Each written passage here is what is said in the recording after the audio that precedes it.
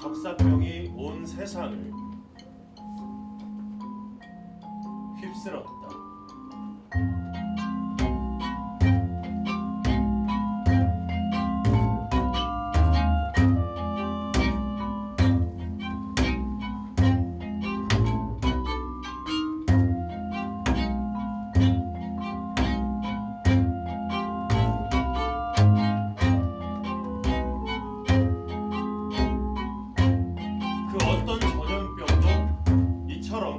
치명적이고 끔찍하지는 않았다.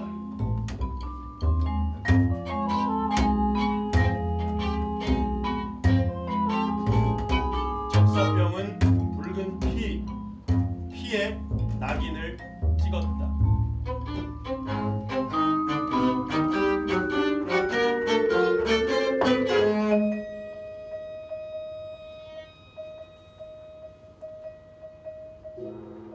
찌르는 듯한 고통과 급작스러운 어지럼증에 이어 코와 입으로 그리고 귀로 피를 쏟으면서 몸뚱이는 해체되었다. 시체. 특히 얼굴에 찍혀있는 선홍색 반점들은 적사병의 희생자를 주변 사람들의 도움과 동정심으로부터 차단해버리는 저주였다. 발병하여 증세가 뚜렷해지고 붉은 죽음이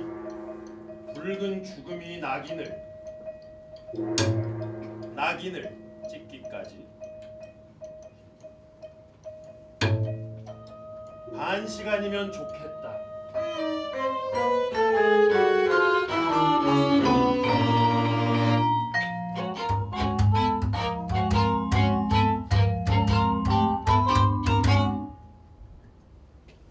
그러나 프로스페로 대공은 유쾌했고 용감무쌍했으며 총명했다. 백성들의 수가 반으로 줄었을 때 대공은 1000명의 건강하고 명랑한 신하들과 기사들 그리고 귀부인들을 불러 모았다. 그리고는 그들과 함께 깊은 숲속의 성으로 들어갔다. 그 성은 크고 장엄했는데 바로 대공 자신의 기이하지만 위험이 넘치는 취향에 따라 만들어진 것이었다. 높고 튼튼한 벽이 성을 에워싸고 있었고 그 벽은 검은 이끼로 덮여 있었다. 그리고 성벽에는 철문이 나 있었다. 대공의 무리들은 성 안으로 들어가자마자 화로와 커다란 망치를 가지고 와서 빗장을 녹이고 두들겨 철문에다가 용접해버렸다.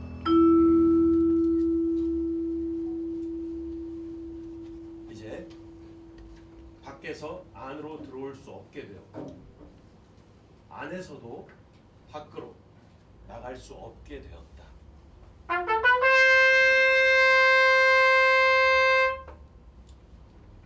성 안에는 모든 것이 있었다. 전염병이 바깥 세상을 제 아무리 휩쓸어도 성 안으로 들어온 대공의 무리들은 대비를 단단히 해서 끄떡없다고 생각했다. 바깥 세상이 어찌되건 알 바 아니다. 전염병에 대하여 생각하거나 괴로워하면 어리석은 것이다. 대공은 성에서 흥겹게 지내기 위하여 많은 준비를 했다. 성에는 광대들이 있었고 즉흥 시인들, 무희들 그리고 악사들도 있었다. 또한 미녀들과 술도 있었다. 이 모든 것이 안전한 성 안에 있었고 성 밖에는 적사병이 있었다.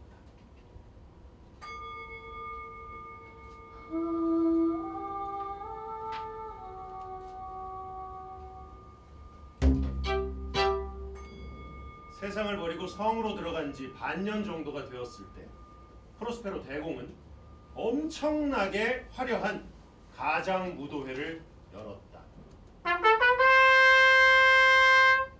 쾌락의 끝까지 가보려고 했던 그 가장 무도회는 서로 연결되어 있는 7개의 커다란 방에서 열렸는데 이 역시 기괴한 것을 좋아하는 대공의 취향을 드러내고 있었다.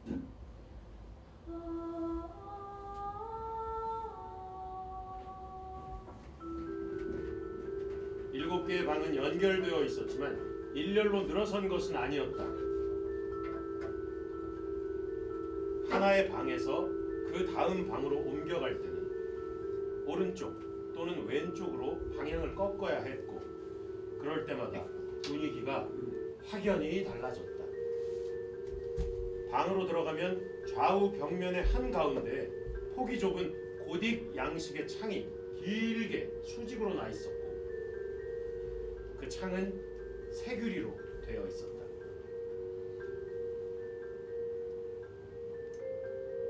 유리의 색은 방을 꾸미고 있는 벽걸이 융단과 양탄자의 색과 일치하였다.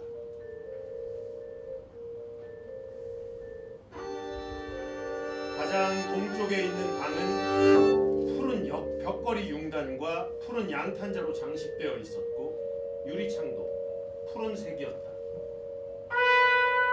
두 번째 방은 온통 자주색으로 꾸며져 있었고, 유리창도 자주색이었다. 세 번째는 온통 초록색이었고,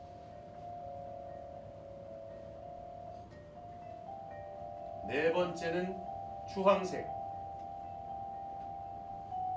다섯 번째는 흰색, 그리고 여섯 번째는 보라색이었다. 일곱 번째 방은 검은색으로 뒤덮여 있었다. 그러나 오직 이곳에서만은 유리창의 색이 방의 색과 일치하지 않았다. 유리창은 진홍빛, 바로 짙은 핏빛이었던 것이다.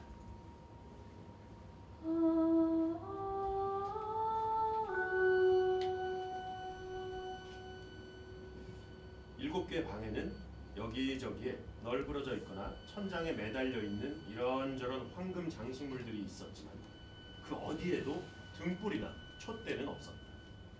그러나 각각의 창문 너머에는 삼각대 위에 올려놓은 화로가 있었고, 그 불빛이 새규리를 통하여 실내로 들어와 너무나도 강렬한 효과를 내면서 방을 밝히고 있었다.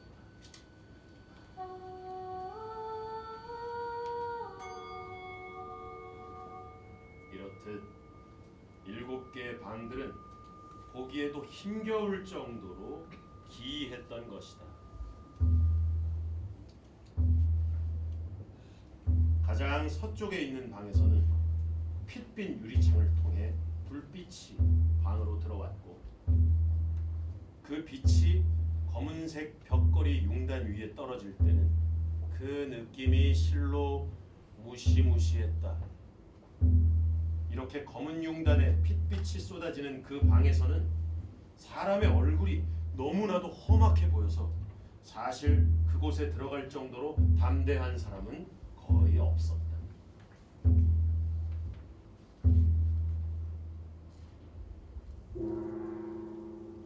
그곳에는 또한 흑단으로 만들어진 괴종시계가 서쪽 벽에 기대어 서 있었다. 둔중한 시계추는 단조롭게 좌우로 흔들렸고, 분침이 한 바퀴 돌아 1시간이 흐른 것을 알릴 때 괴종시계의 노쇠로 된 폐에서는 크고 맑으며 아름답지만 다른 한편으로는 너무나도 기이한 소리가 울려 나와서 매 시간 오케스트라의 악사들은 자기도 모르게 연주를 멈추고 그 소리를 듣게 되었고, 왈츠를 추던 사람들은 빙글빙글 돌던 것을 멈춰야 했고, 가장 무도회에 환락에 빠져있던 모든 사람들은 잠시나마 불안을 느껴야 했다.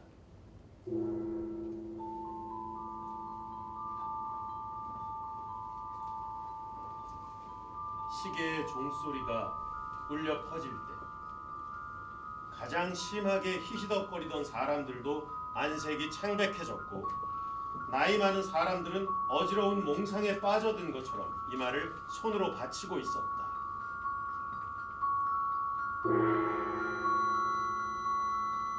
그러나 괴종시계의 울림이 모두 사라졌을 때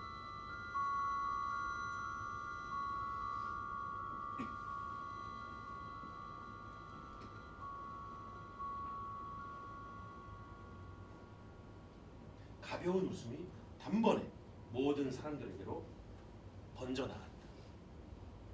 악사들은 마치 어리석게도 긴장을 했었다는 듯이 서로에게 미소 지으며 괴종시계가 다음에 울릴 때는 겁내지 않을 것이라고 낮은 목소리로 속삭였다.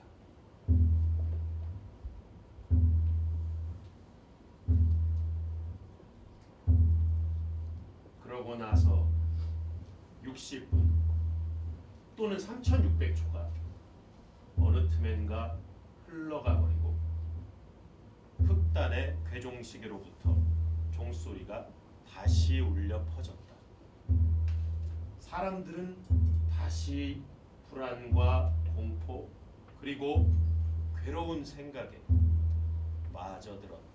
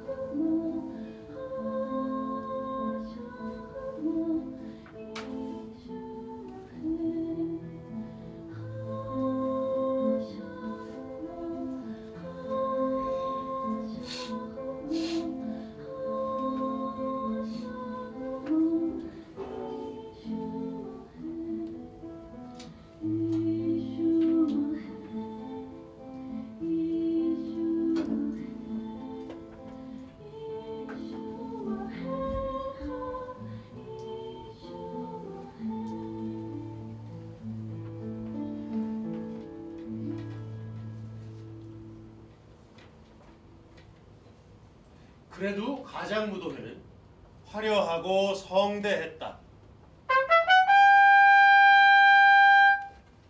독특한 취향을 가진 대공은 색채에 대한 뛰어난 감각을 지니고 있었다. 그는 단지 형식적인 조화는 무시하였다. 그의 계획은 담대하고 광기에 차 있었으며 그의 눈은 거칠고 화려한 광휘로 희번득이고 있었다. 대공이 미쳤다고 생각하는 사람들도 있었지만 그의 추종자들의 생각은 완전히 달랐다. 그가 미치지 않았음을 확인하려면 그의 말을 직접 듣고 그를 직접 보고 그와 어깨를 부딪혀가며 어울려야 한다고 그들은 말했다. 이 엄청난 가장무도회를 준비하면서 프로스페로 대공은 7개의 방에 있는 대부분의 장식품들을 직접 골랐다. 그리고 대공은 가장무도회에 오는 사람들이 기괴한 모습을 해야 한다고 명을 내렸다. 가장무도회는 눈부시게 번쩍이고 자극적이었으며 괴상하게 꾸민 형상들로 넘쳐났다. 팔다리가 서로 맞아 들어가지 않는 형상과 정신을 혼미하게 만드는 미치광이의 모습이 있었다. 대단히 아름다운가 하면 극단적으로 방탕하기도 했고 너무나 기이하고 섬뜩한 것도 있었고 혐오감을 자극하는 것도 적지 않았다. 앞뒤로 좌우로 흐느적거리면서 7개의 방에서는 수많은 헛개비들이 돌아다녔다. 이 헛것들은 창을 통해 들어오는 불빛을 받으며 이리저리 몸을 비틀어댔고 오케스트라의 격정적인 음악은 마치 헛개비들의 어지러운 발놀림과도 같았다.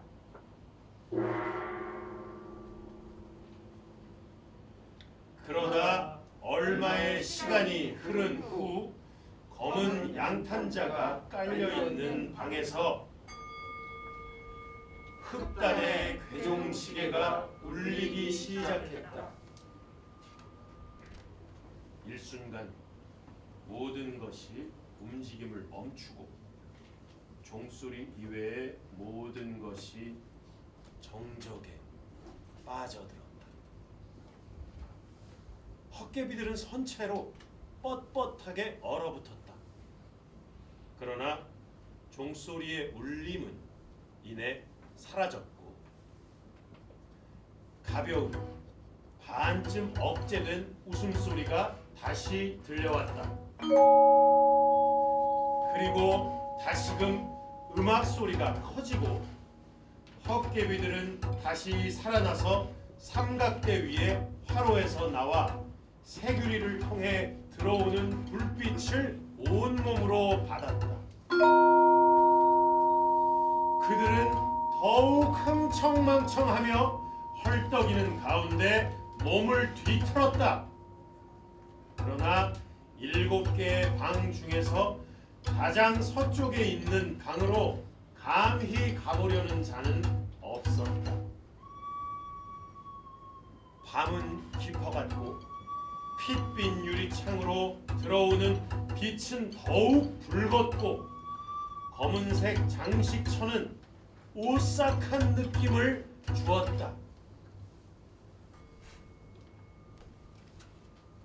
흑달의 괴종시계로부터 울려 퍼지는 종소리는 낮게 아래로 깔리면서 검은 양탄자 위로 내려 앉았다.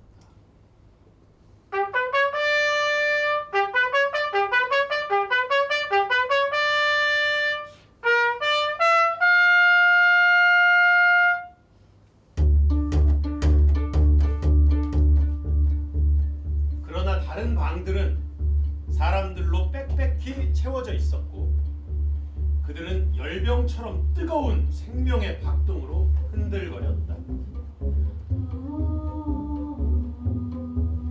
가장무도회는 소용돌이처럼 계속되었고 마침내 자정을 알리는 종소리가 들려오기 시작했다.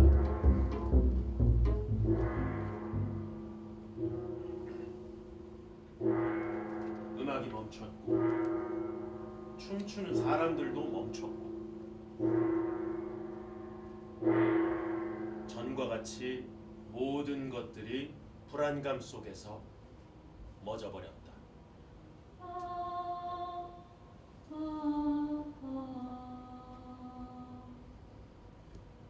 그러나 이번에는 괴종시계의 종이 12번을 쳐야 했다. 그만큼 더 많은 시간이 주어졌기 때문인지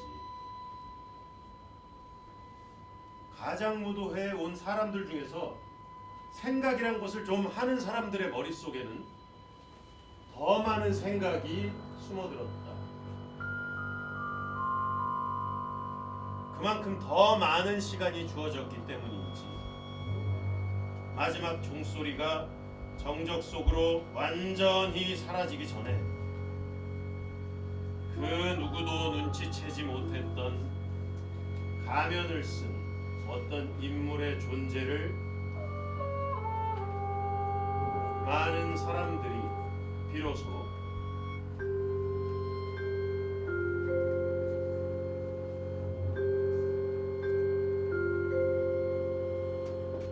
알아채게 되었다.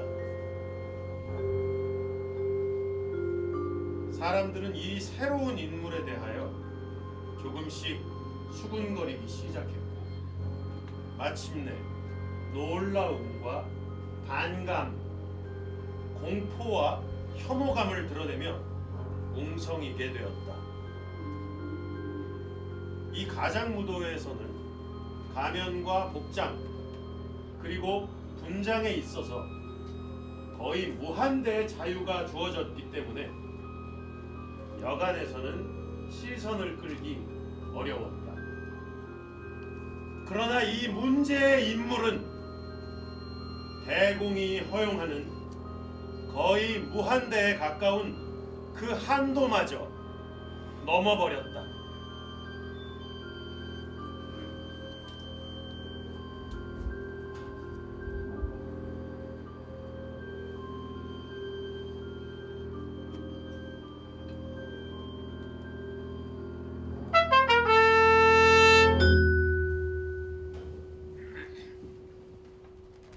가장 막된 인간들의 마음속에도 건드리면 민감하게 반응하는 부분이 있다. 심지어 완전히 구제불능인 인간들, 삶과 죽음이 똑같이 장난에 불과한 인간들에게도 장난을 칠 수 없는 부분이 있다. 가장무도회에 참석한 사람들은 그 낯선 존재의 의상과 몸가짐에서 분노와 절망을 동시에 느꼈다. 키가 크고 말라서 쉽게 눈에 띄는 그 인물은 머리 끝에서 발끝까지 무덤으로 들어가는 시체처럼 차려입고 있었기 때문이다. 그의 안면을 감추고 있는 가면은 굳어버린 시체의 안면과 너무나 닮아서 가까이에서 꼼꼼히 살펴보아도 그것이 얼굴이 아니라 가면임을 알아차리기 힘들 정도였다. 광란의 가장무도회에 참석한 사람들은 이 모든 것을 허락하지는 않아도 꾹 참아줄 수는 있었을 것이다. 그러나 가면을 쓴 그자는 넘지 말아야 할 선을 넘어 적사병으로 죽은 시체로 분장했던 것이다.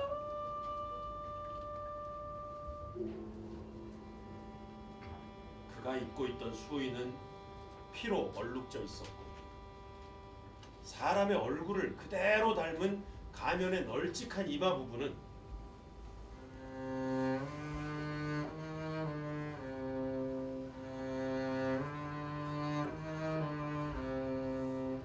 공포의 핏방울이 흙 뿌려져 있었다.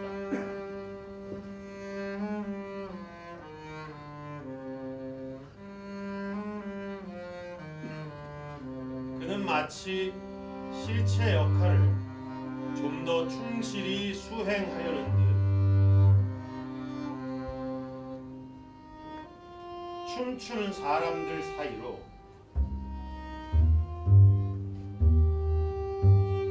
느릿느릿하게 돌아다니고 있었다.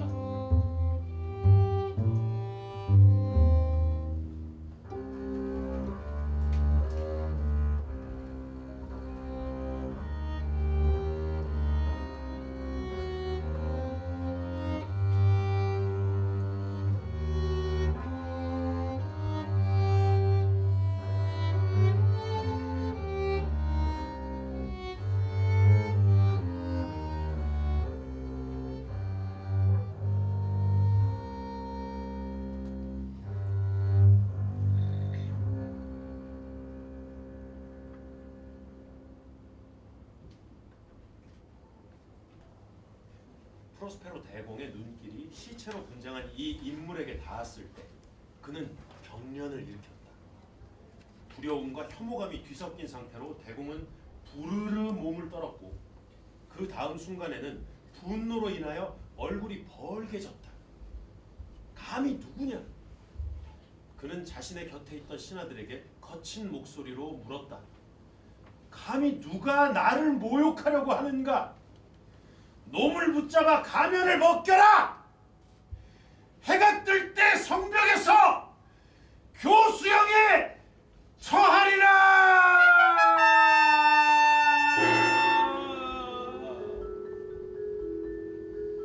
프로스페로 대공이 이렇게 외친 것은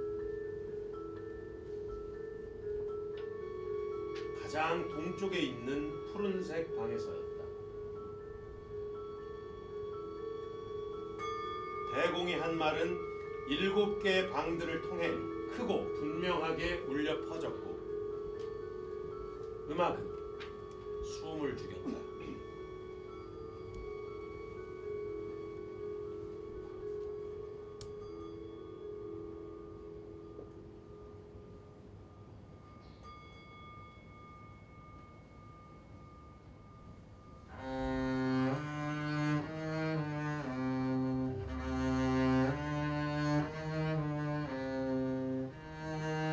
적사병에 가면을 쓴 그 침입자는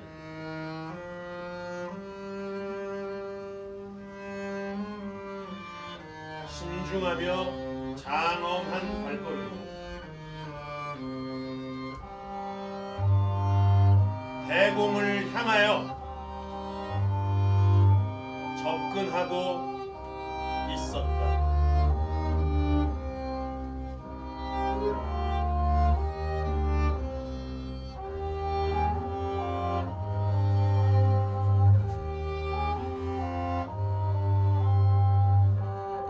가면을 쓴 자의 광기 어린 모습이 모든 사람들에게 형언하기 힘든 두려움을 불어넣었기에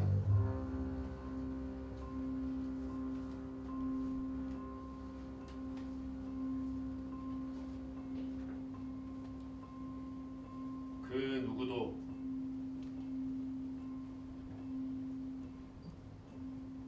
손을 뻗어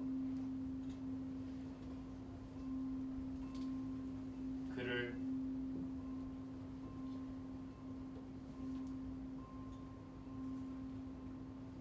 붙잡으려고 하지 않았다.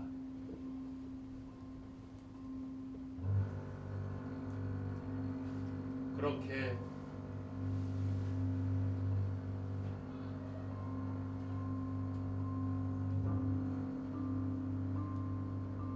아무런 방해도 받지 않은 상태로 그자는 대공의 옆을 스쳐 지나갔다.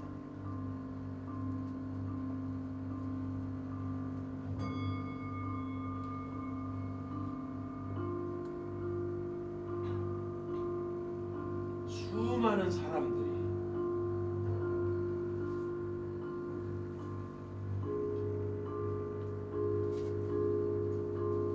똑같은 공포 때문에 벽 쪽으로 물러날 때 그자는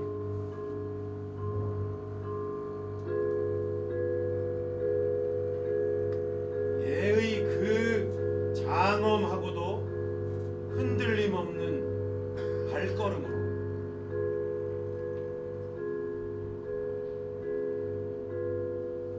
계속 나아갔다.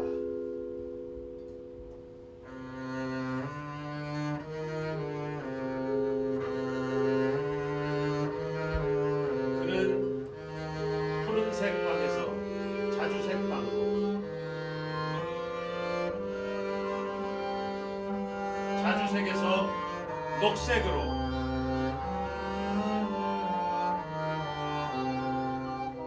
녹색에서 주황색으로, 그리고 거기에서 흰색으로 다시 보라색 방으로 움직여갔다. 바로 그때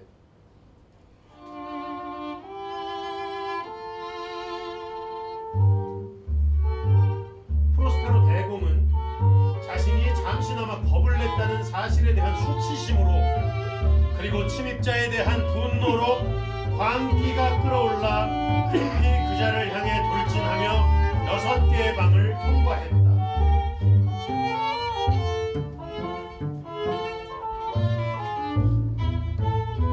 그러나 치명적인 공포가 모든 사람들을 사로잡고 있었기에 아무도 그를 뒤따르지는 않았다.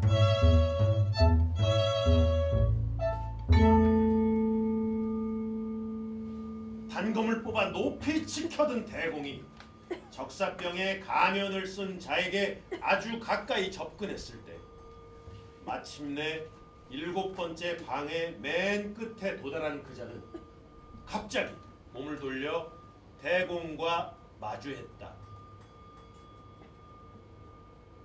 고막을 관통하는 비명이 터져나왔다.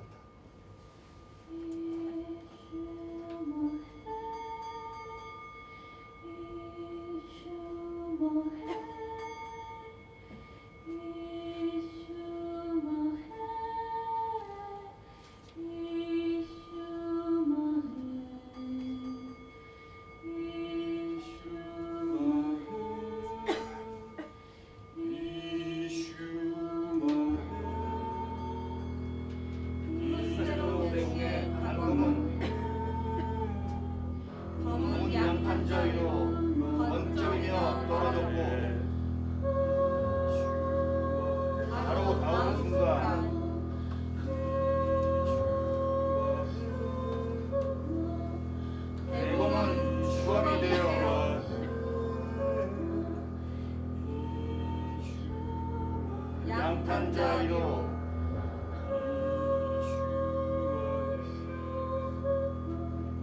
무너져 내렸다.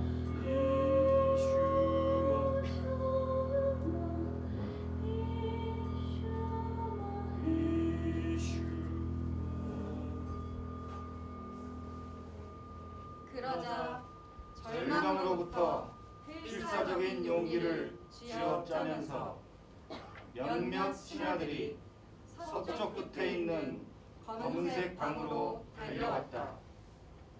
그들은 괴종시계의 검은 그림자 속에서 아무 움직임도 없이 곧게 서 있던 그자를 움켜잡았다. 그들은 그자의 가면과 수의를 붙잡고서는 사납게 흔들어댔지만 수의 안에는 그리고 가면 뒤에는 손으로 붙잡을 수 있는 것이 아무것도 없다는 사실을 알게 되자 말할 수 없는 공포에 숨이 막혔다.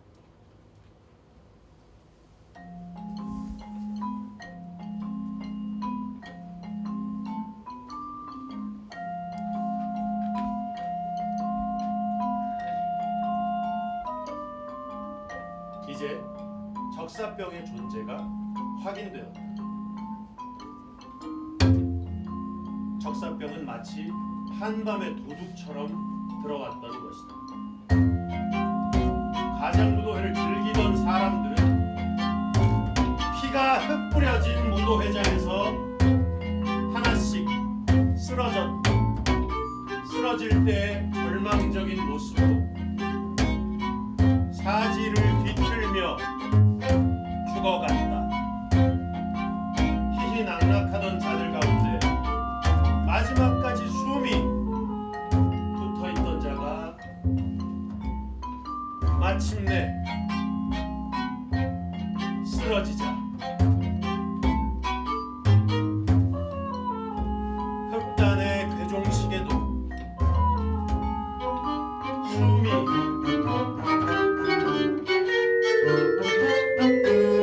끊어졌다.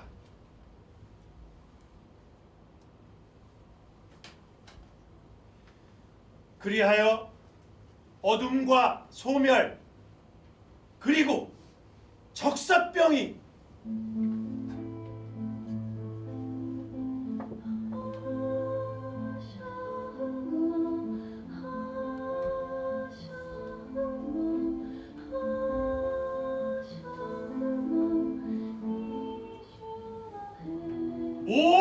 그것을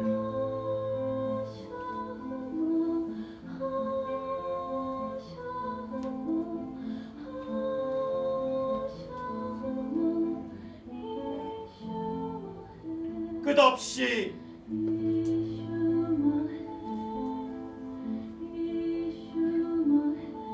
지배하였다.